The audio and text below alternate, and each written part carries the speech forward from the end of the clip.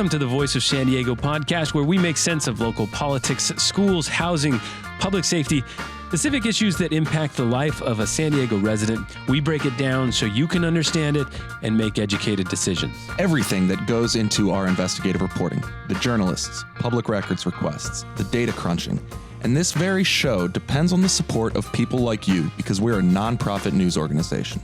Enjoy the show. Welcome to those of you listening on News Radio 600 Kogo. My name is Scott Lewis, here with my friend Andrew Keatts. What's up, my man? What's up, brother?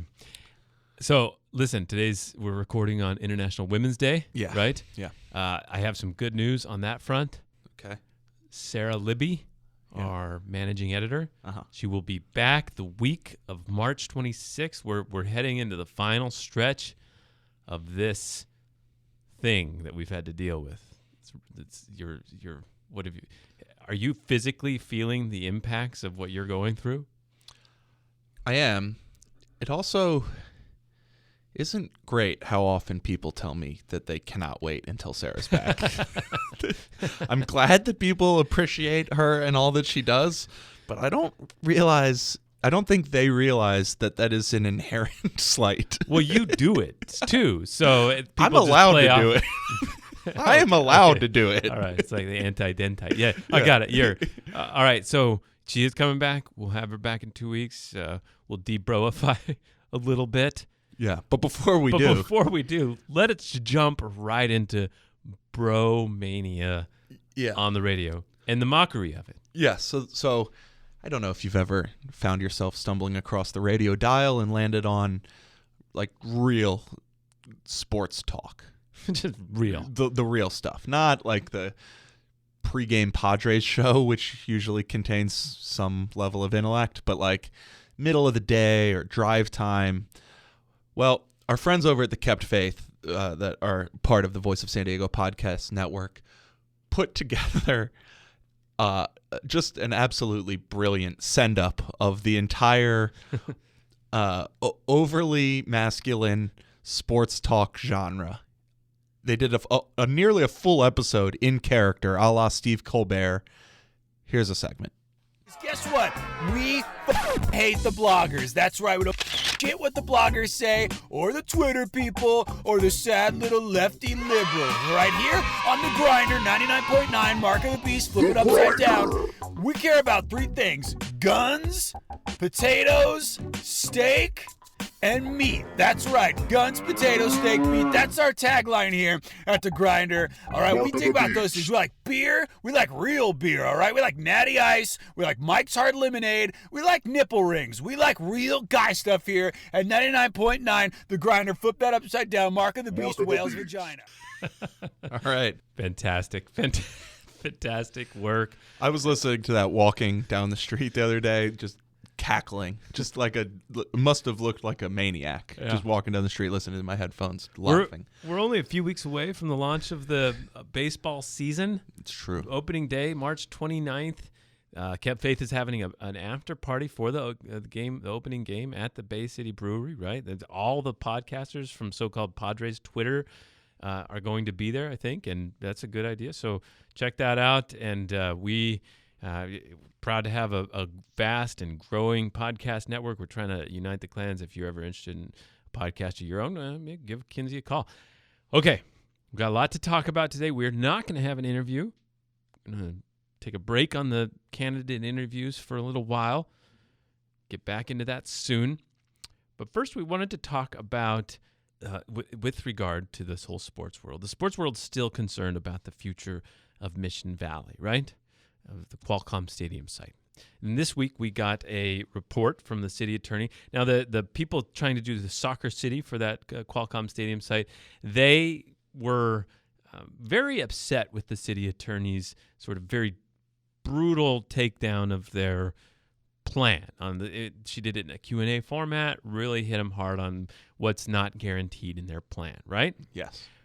She has shown remarkable and valuable balance by doing the same thing to the San Diego State, the Friends of SDSU plan, so-called SDSU West. Right. And I think that the upshot is, nothing's guaranteed.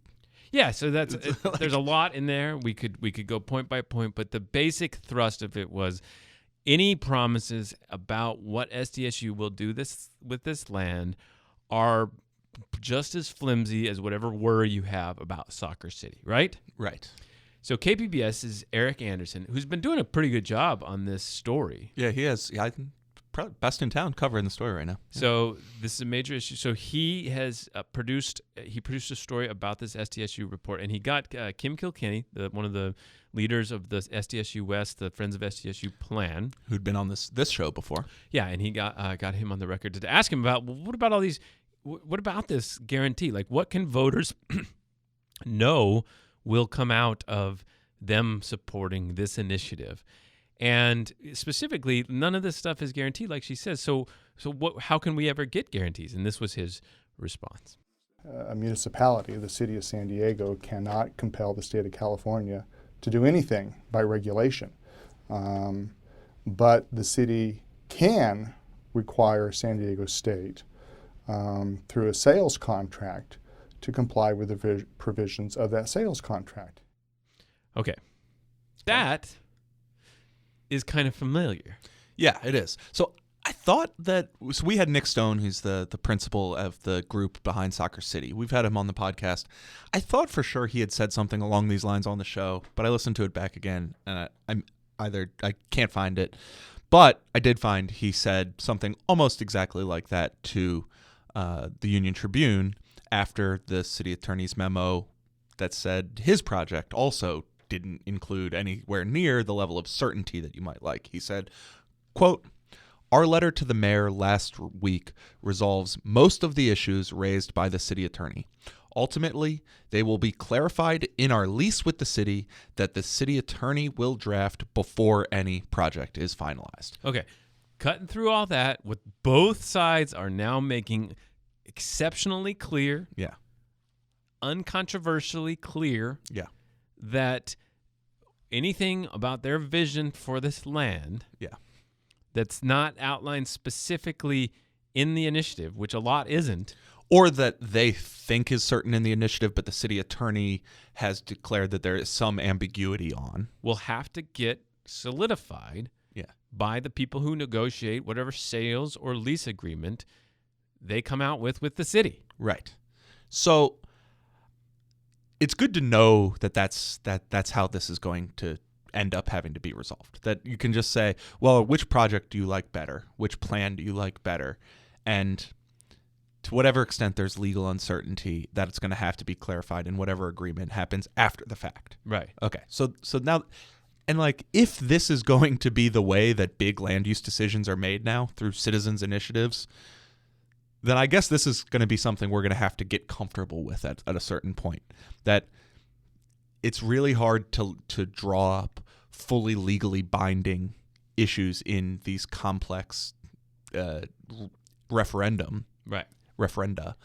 And so we're going to have to get comfortable with these decisions being made by the city attorney and the mayor in conjunction after the fact. Yeah, and so it's nice to have the table set. So this summer we can spend some time laying out exactly where those vague areas are and what negotiations would have to clarify. Now, I guess the issue is, well, how do you vote then? Right. Well, two things. How do you vote going in and saying, like, well, so this isn't the binding part. The binding part comes later. Two things. You decide, A, who do you trust? Yeah. Do you trust the Friends of SDSU and SDSU more, or do you trust these guys and the soccer team and the soccer folks and the FS investors more? Or do you not trust either? And you just say vote no on both. Vote no on both, which is a de facto, I would argue, win for SDSU. I think SDSU would be pretty happy if nothing happened to that land, if that stadium just stayed there for 15 years. I think that they'd be okay with that. Yeah, either that or that the city then launches a RFP, right? That gives them another opportunity to jump in. Yeah, they'd be well suited for it. They're not going to let somebody else jump on top of like they did last time. Right. So we're gonna have a lot of work to be done to do on this this plan, on all these different ideas for. Well, this it almost seems kind of futile to dig into the plans too much now. Yeah. That there's a city attorney that's like, yeah, neither of these things matter. Yeah. It's gonna all be a negotiation after whichever one wins. Yeah. Like, well, I guess we don't need to read these things. Yeah. So check that out. I'm exaggerating. Save your emails. I know. We'll read them. We'll we've got do a all lot the to things. do. We got a lot to make sense of. It was a joke. So Sorry. one of the things that when this first came up that I was a little bit surprised about with the Soccer City folks is that they hadn't engaged the Democrats very well. The Democrats in this town. Take a step back. They didn't engage many people. That's true. Correct. SDSU, for instance. Well, they did. They Well, had they did. negotiations There were with their- negotiations, but they didn't have an agreement. Right.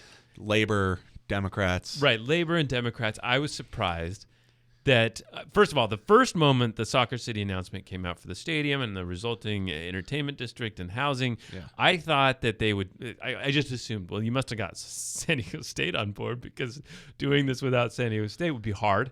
Yeah. Typically, you want to neutralize potential enemies, not create them. But then I was surprised that they hadn't really engaged Democrats because the Democratic Party, not necessarily the party, but Democratic politicians and labor unions are ascendant in this city. And there's a lot, they're taking over a lot of different things. And it would seem hard to do something this dramatic to the most important, valuable plot of city land in the middle of the city that's primed for change without engaging the Democratic leadership and labor unions. You're getting to a point here, and I'm sorry to keep delaying you, but I would just add that if you haven't engaged the Democrats and gotten them on board, it would be nice to not have opposition from like Tom Sudbury. Yeah, exactly. Yeah, you Like the financier of the Republican side of things. At least go in with the Republicans if you're going to do that. Yeah. Pick one. Yeah. Pick a side to have satisfied. Yeah. Okay. Anyway, sorry. Get where you were going. Because again, the Democrats are ascendant, and we saw another element of that this week. Yeah. Assemblywoman Lorena Gonzalez told you Yes. that she is going to make official a proposed bill in the legislature that would dissolve the airport authority and merge it with the responsibilities and the financial duties and fiduciary responsibility for the airport into the port of San Diego where it used to be. Right. So in 2003, through state legislation, they were separated into separate entities. I remember that. You were new to town. It was a new thing, and the whole purpose, well, the one big part of the purpose, was to find a new location for the airport. They called it the San Diego County Regional Airport Authority because they wanted to solve a regional problem with a new place for the airport. Yeah. They settled on Miramar Marine Corps Air Station, where they were going to have a joint use airport with the military, which was bananas then. It got pulverized by voters. What was the vote? Do you remember? I believe it was 70-30. That's not close. Yeah. Very few things get blown out quite that badly. It was bad. I'll have to double check that, but it was bad. It was. I mean, they took on literally everybody. The military was against it. Qualcomm was against it. So we were just talking about this. You don't want to. You can't have everyone against Yeah, you. no, it's very similar. The mayor was like, sort of for Yeah, it, like, yeah. but he wouldn't campaign for it. Yeah. It was like a very similar thing where they took on every possible hardcore interest party, including like the wealthy Scripps Ranch residents. I mean, it was brutal. Okay. And they got pulverized. And so after that, they retrenched and said, all right, well, what we're going to do is focus on the airport and managing it well. Yeah. Make the Lindbergh Field Airport better. You're not supposed to call it that anymore. Have you noticed how they just sort of like stopped calling it that without anything big? On account of His Nazism? the political implications I don't know why. of Mr. Charles I've been Lindbergh. meaning to find out for a while. But yes. It's still called Lindbergh Field? I don't or know. no? Look at the site. It's very hard to find Lindbergh anywhere on the San Diego International Airport site. I think it was one of these quiet things that somebody just got done. It's interesting that it took so long for people to be like, oh, yeah, that guy's a Nazi. With a tenuous connection to San Diego. Yeah, right. Like, well, yeah, he's a Nazi, but he landed here once. Oh, and he took off from here. Took off from here, sorry. So so back to it. So yeah, they added a. I'm distracting today. It's good. I'm sorry. It's good. I like. Okay. They added Terminal 2, beautiful Terminal 2. Yeah, it's nice. And now they're planning for Terminal 1. They're doing another customs facility as well. They're doing a lot of change to the ingress, egress. They intend to add 10 million flyers over the next 10 years. They did the rental car facility, Yeah. which brought the cars off of the harbor area, Harbor Drive area, which has allowed for a big redevelopment there. And now Lorena Gonzalez, she says that she joked at a public meeting that, well, maybe we should, or off the cuff said, maybe we should do a bill for the San Diego Regional Airport Authority and merge it with the port. And somebody came up to her and was like, that's a good idea, do it. And now she's doing it, which is huge news for that. Yeah. But also, it represents yet another step in the Democrats reforming, reimagining all of these smaller quasi-government agencies that have a big impact on planning, land use, and governance in San Diego. Yeah, so as we discussed last week, Civic San Diego is in the midst of a major overhaul, spurred by this lawsuit from its former board member, Murtazabek Samusa. But even that initiative had begun really by a bill from Lorena Gonzalez in Sacramento. The governor vetoed it, but that was really the beginning of the changes that we're seeing now at Civic. Last year, following up on the scandal I uncovered at Sandag, she proposed another bill that completely shifted the balance of power on Sandag's board from Republicans and representatives of small rural cities to Democrats and representatives from large urban cities, and likewise did the same at MTS. Right. So you've got Georgette Gomez is now the chairwoman there. Right. After like a decade of Harry Mathis, which was a much different person and priorities. And so now this proposal would take the airport authority, which, to be clear, I want to break the trend a little bit and say, like, I never thought of the airport authority as like an especially partisan agency. No, but it's pretty clear, and you could see some of the labor folks on social media pretty excited about this move. Yeah. And it seems pretty clear. It's more of an assertion of just let's keep building the whole portfolio of San Diego agencies into a sort of like a ship's going in the same direction kind of thing, right? Like if there's going to be regional planning, if there's going to be regional transit, if there's going to be regional concerns about housing and worker benefits, let's get all of these entities in a line. And as you pointed out, the expansion of the airport's Terminal 2 did not come with a project labor agreement. And if it goes to the port, it's easy to assume that project labor agreements that are friendly to the unions would happen. There's nothing that can go through the port right now without something like that. Yeah, they haven't been hostile to that in the past. The Seaport Village, for instance, they just approved it and were like, yeah, we're going to have project labor agreements. Yeah, I mean, I talk to people all the time involved with developments on the port, and they're like, yes, there's no question. You don't take something that the unions aren't with to the port commissioners for approval. You just don't. Yeah.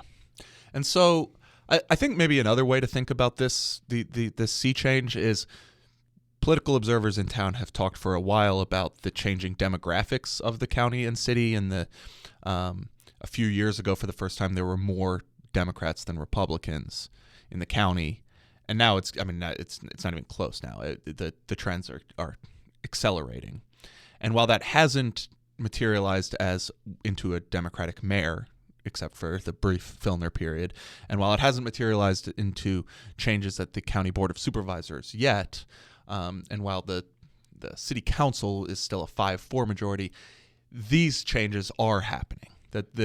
You're seeing what the sheer force of will you can accomplish at these unelected agencies and bodies. Right. It's and again, the impact that these agencies have on everyday life is huge. Yeah. We're talking big projects. Now, the argument against this, as articulated in your story this week by April Bowling, the chairwoman of the Airport Authority, is that the airport's working well. Yeah. Its construction of Terminal 2 went well. Yeah. It's going to do the same thing for Terminal 1. And if you do all this, if you make us focus on the actual existence of the agency, it'll distract us from doing things that will make the traveling experience better in San Diego. Yeah, I think that is, and I think where this debate will play out over the next few months is the question of what Lorena said to me many times, Lorena Gonzalez, Assemblywoman, is the isolationism of the airport, that their belief that they should only spend money in the footprint of the thing called the airport as opposed to outside of it in terms of getting people to and from it, and her desire to expand it and the airport's desire not to. And under that discussion is the assumption that the airport authority isn't doing what it can to make the trolley connect to the airport better, or whatever, traffic on Harbor Drive, that sort of thing. Right. So watch for that. It's going to be a big issue if it goes the way, again, as she said, civics, her legislation about Civic San Diego didn't change Civic San Diego, but it's laid the groundwork for that sort of change in the future that we're experiencing right now. So watch that. Again, no interview, but we're going to stay. If you're on the podcast, stay, and you can, we got our hero and goat and a couple of other things. And thanks to those of you listening on News Radio 600 Kogo, our partners for like 10 years now, man. You've been there for us the whole way. This is Voice of San Diego on podcast.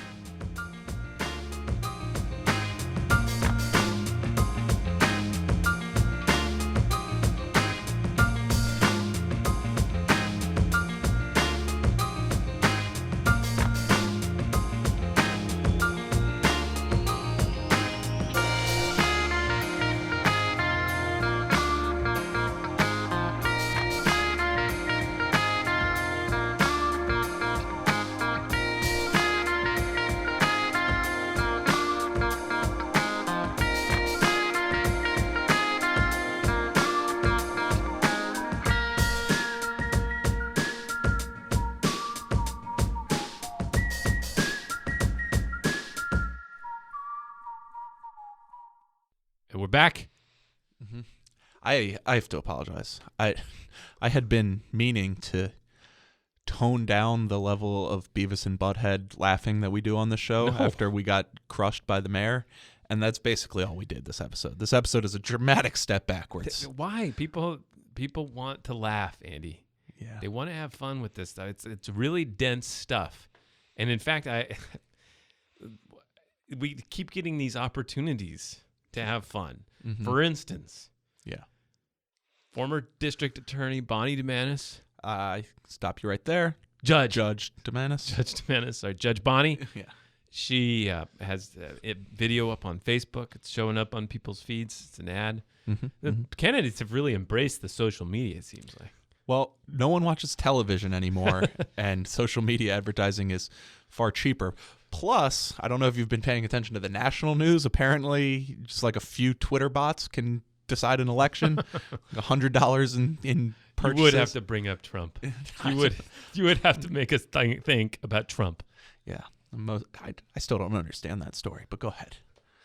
All right. So Bonnie did, supervisor candidate, former DA, Judge DeManis, posted this video on her candidate for supervisor page, and it was a video about what she's achieved, what she's worried about. There's the nonpartisan concerns she's worried about, mental health, getting people started. It's a pretty good video, but it ended with a kicker that now, in my mind, has to accompany every Bonnie news that we do.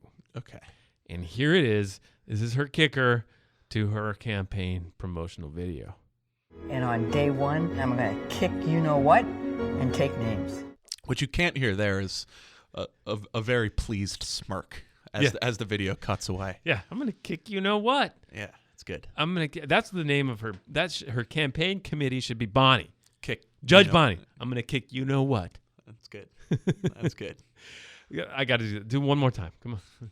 And on day one, I'm going to kick you-know-what and take names. Take names. Yeah. This is good. It is That's good. good. Yeah. We should kick you-know-what and take names. I did. I feel like all that energy, you get to the county board of supervisors and be like, Be like taking creatine or something and then getting into the library and being like, what am I supposed to do? All right. I think that's the point, right? Yeah. Have you ever been to a county supervisor meeting, though? Boy, that was rough. It's a dark room. That's just not a... it's not a pleasant place. Hopefully we'll get some life there. Speaking of Trump, though, you brought this up. I got to bring this up. So he's coming to town this week. Yeah. We asked our Facebook group, Voice of San Diego podcast Facebook group, who they thought would show up there. Did a Twitter poll. It seems like most people are coming down on Duncan Hunter being the one to greet Trump at the border wall. Okay. And you know, is maybe pointing at it, maybe getting a picture of looking at it, like squinting your eyes, standing next to it, touching it, you like know, demonstrating that it's not a pretend hologram. climbing it. Oh, yeah. You know, like pretend falling. Yeah, That would be a good pose. Them laying down under it, like, oh, I can't possibly scale this thing. Oh, it's dark. All right, so we asked. Actually, I did end up asking all of the city. Now, this is the city land. This is inside the city limits. We asked all the Republicans on the city council because the Democrats wouldn't be caught near it except at a protest. We asked, which seems like there's probably going to be one. Probably. Yeah. I think they haven't released the date precisely to maybe disrupt that planning. And however, so we asked. We should ask all the Democrats for this week's politics report if they'll appear at a protest. Yeah. Probably an easy one, right? I don't know. Well, I don't know. I mean, some people probably don't want to like if there's any like highway blocking, that would be a controversial thing to be part of. I don't know. It's a harder question to ask. It's tough. The politics around this stuff is pretty bananas around here messy, these days. yeah. All right, so I asked the mayor said, "Yeah, I'll go." Yeah.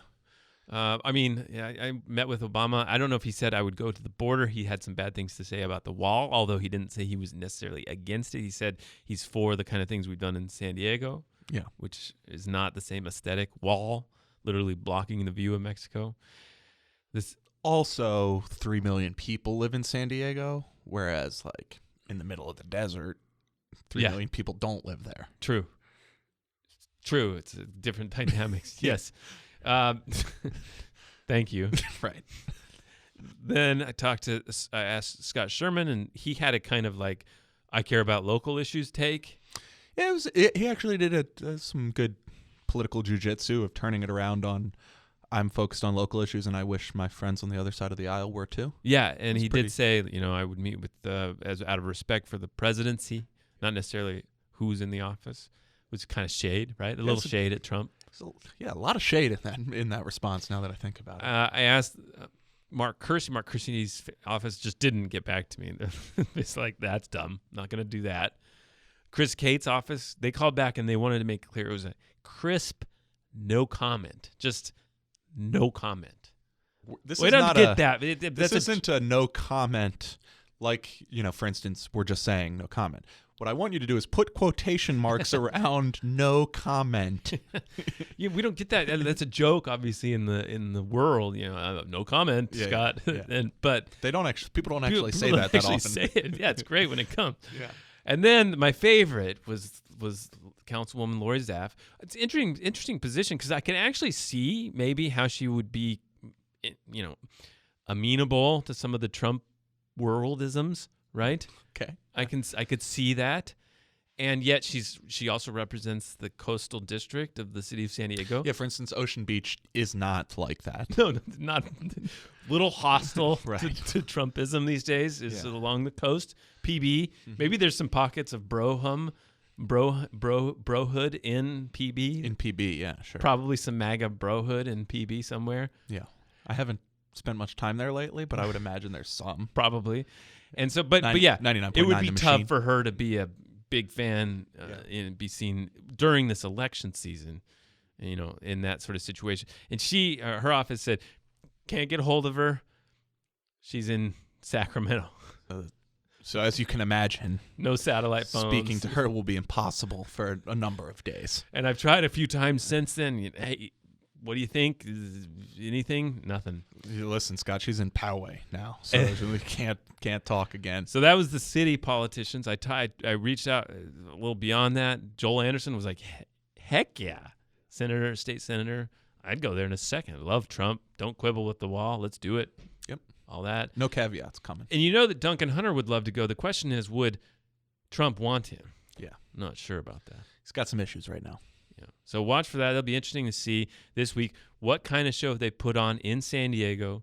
Trump's first visit to California, I think, since he got elected. It is.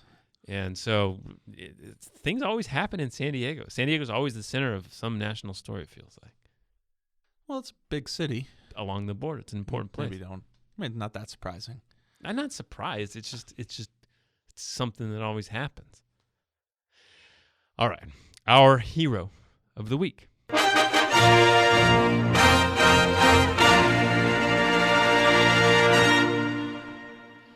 All right, this week's hero we are giving to Nathan Page. Rest in peace. He was a teacher at Lincoln High School. Mario Coran profiled in a admittedly very dark, unsettling story that is extremely well and carefully told by Mario Coran about a sexual assault that happened at Lincoln High that so disturbed this teacher, Nathan Page, that he did everything he could to bring up what happened, to blow the whistle, to try to get people to care about it, and to care about two main things, really. His feeling that the boy accused of the sexual assault shouldn't have been placed with the victim. Mm-hmm. In special needs classes, basically. And the second, that they didn't classify it as a sexual assault when it was the boy admitted to it almost immediately. Yeah. And there's a lot of evidence about, his previous problems in that area. And by not classifying it appropriately, or what he felt was appropriate, when the suspect was transferred to another school, that school didn't have all of the information that you might have wanted them to have about the new student that was there. He was very concerned that something else might happen to somebody else. The story about him is, again, it's disturbing. It was very well read, and people had some great comments for Mario Coran this week. It's tough to read, but it's very worth it. It's a very well told story about what happened, and part of the reason I felt so uncomfortable with it is part of the reason I also felt like we needed to publish it. Yeah, and so a month later, Nathan Page did apparently commit suicide.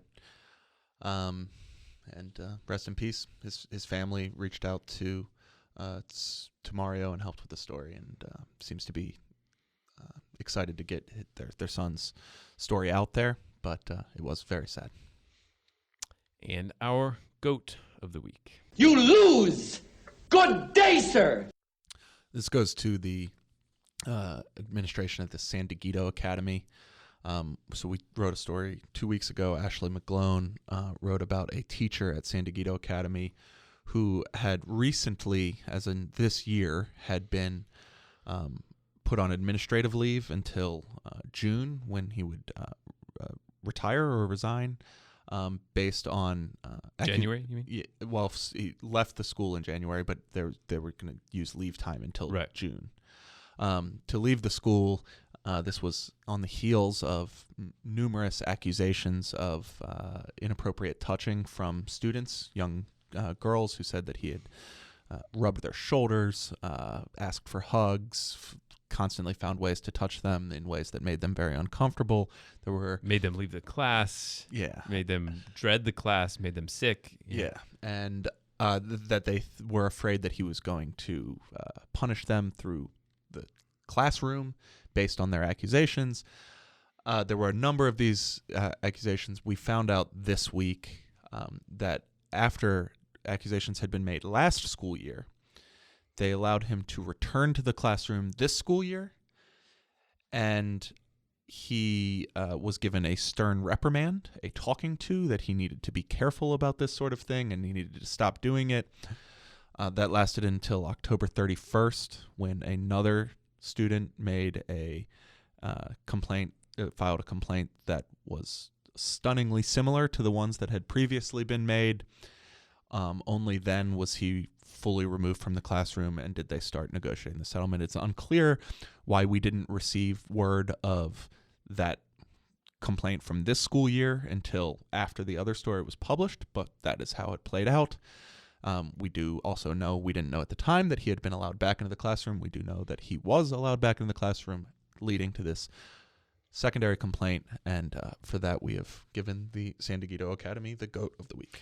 And I think what's super troubling about this is the systems that are in place that are letting this happen for so long. The whatever the reasons are, they're troubling and they're complex, and we're trying to understand them right now.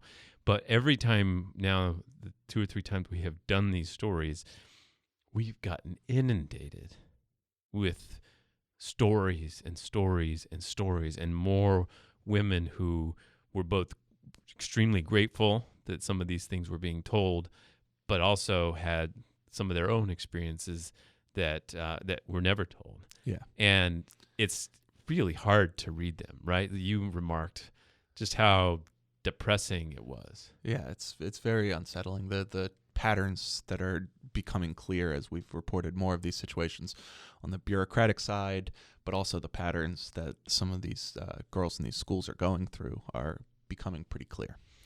So we're committed to keep digging and finding out what's going on, getting public records, and doing it in a sober and careful way. And appreciate all of the people who have supported our reporters on this.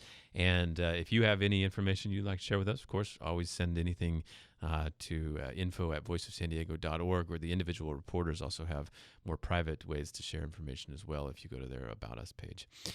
Well, that's the show. Thank you for joining us again this week. Well, if you have other people you'd like to hear on the show, we've got candidates for District 8 coming on the show. We've got candidates for District 2. We've got Jen Campbell. We've got Chris Cate coming. Mm-hmm. We've got Antonio Martinez in the South. So Summer Stephan coming soon. Great. So a lot of people to talk to if you have any questions. I have a request also. Yeah. Head over to the Facebook group. Mm-hmm. Tell us which non-candidates you would like to see on the show. Yes, even feel free to break outside the world of politics. Yeah, it is the top political affairs public podcast in downtown San Diego. Yeah. But nonetheless, there's a lot of pull there. So we could bring in people from other walks of life. Absolutely. And in partnership, of course, with News Radio 600 Coco and all of our friends here at Voice San Diego, thanks for joining.